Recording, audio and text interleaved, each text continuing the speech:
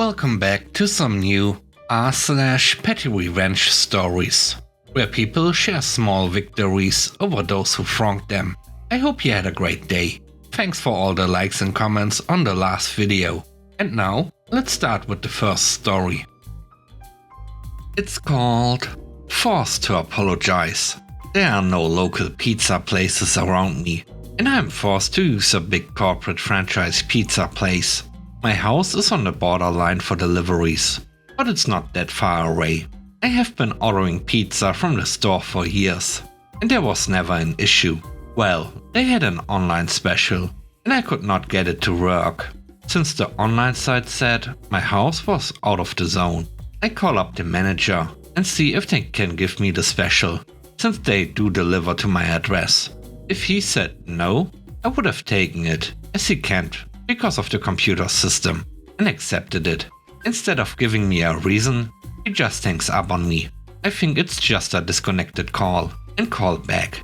I mentioned that we got disconnected, and he keeps me on the line, only to hang up again. I called back, and just as I said we got disconnected, he hung up on me once more. So I called corporate and complained. I then emailed corporate and complained. I left a nasty Google review as well. A week later, corporate apologizes to me, and then the manager tries to call me twice. I didn't pick up and never used the place again.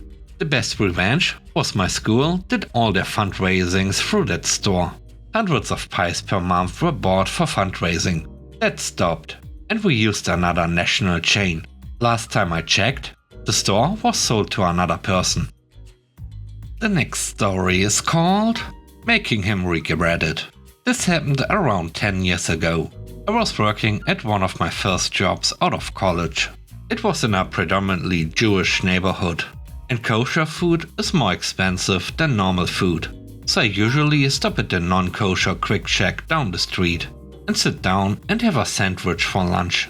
This was my routine. One day I was walking down one of the aisles, minding my own business, when I noticed an employee started to follow me. This was around noon. I saw by his name tag that he was the assistant manager. I thought this was a bit weird, but shook it off and kept browsing. This went on for about a minute, until the person following me says, "Excuse me," asks if I'm stealing, and demands that I show him what is in my pockets. I tell him no, but don't remember if I emptied my pockets or not. I was extremely offended and decided that I needed to do something.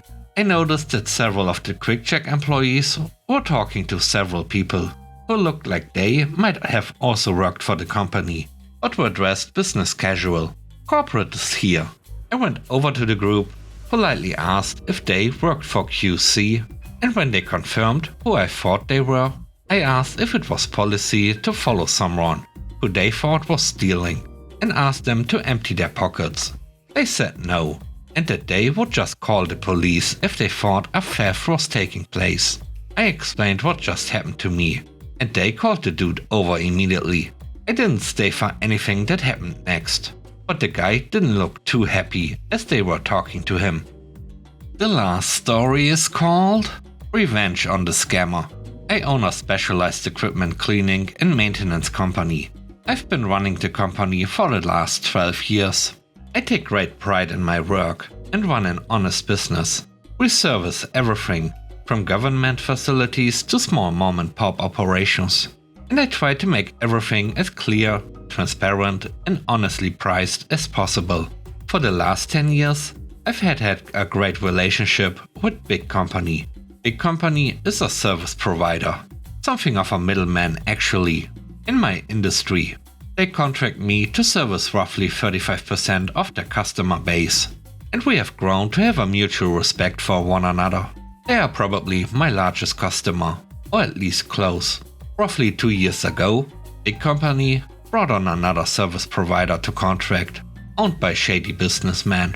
Shady businessman claims he has many different skills and credentials, and handles a lot of the more maintenance and installation side of things for Big Company. I often do follow-up work at businesses that he's done installs at. It's not good. Improperly installed equipment, crazy repairs and electrical work that just doesn't make sense. It's horrible. Talking to customer after customer, I find he's taking advantage of their mechanical ignorance, upcharging 400% the price of parts, and double, even triple, the usual going hourly rate for this kind of work. I mentioned it to big company, and they tell me he's such a knowledgeable and experienced guy. Usually, those kind of guys come at a premium, so I leave it be and stay in my lane. Flash forward about a year, and to the start of my troubles. I get a call from the owner of big company, telling me we have a new account. They are a bit more complicated, a little out of our wheelhouse. Can we give the account to you?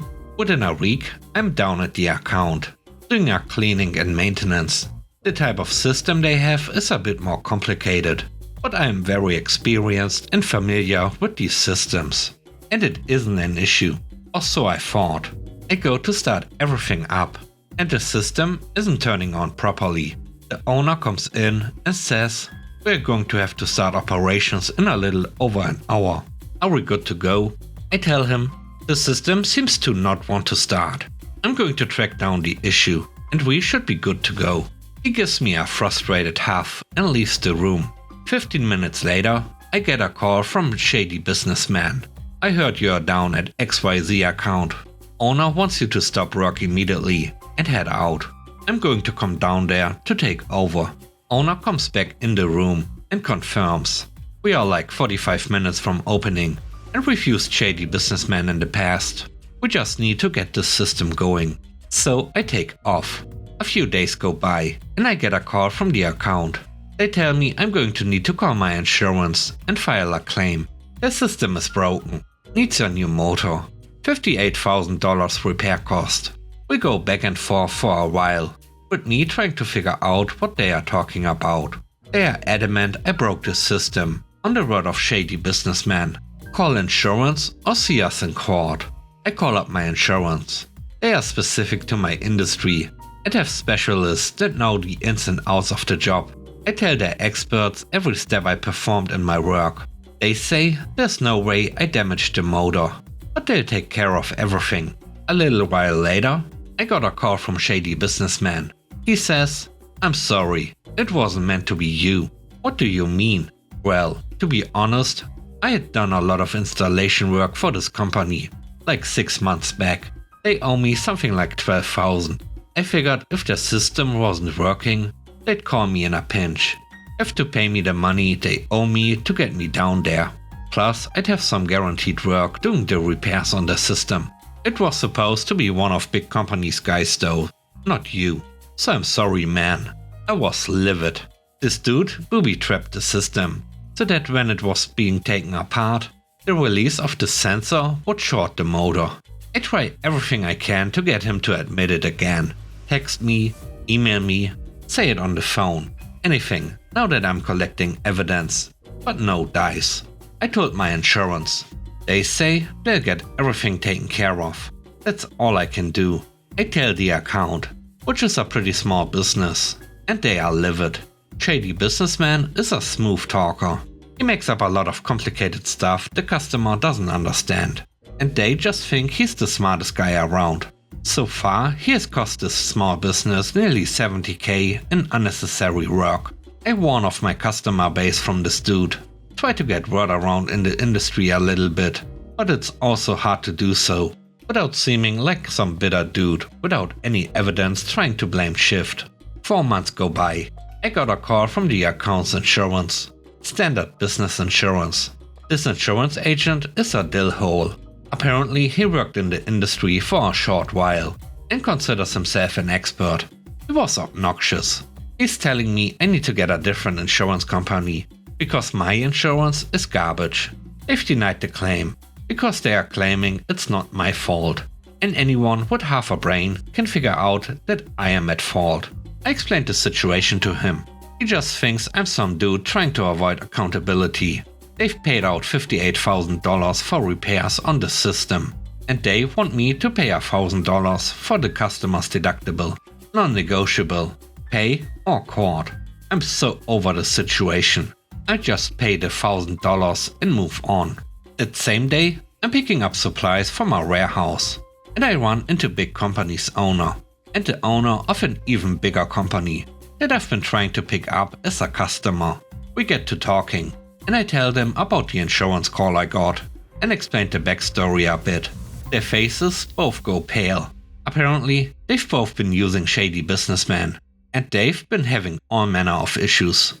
But he's such a smooth talker, they've never connected it to him. They begin telling me all the issues they've been having at their different locations. Everything from electrical problems to some state-of-the-art equipment that was installed by this guy that created a whole slew of problems that, surprise surprise, only he could fix. They are curious if I can take over handling his role for them. They want to cut ties. Of course I said yes. I've expanded what my business can cover, and we can take over the backlog of work Shady businessman has waiting for him.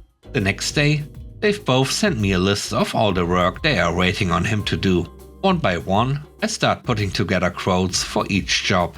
The list they sent me has Shady businessman's existing quote figures on there, and I'm finding that most every quote I'm putting together is half, if not a quarter of the price. And that's being generous to my own wallet.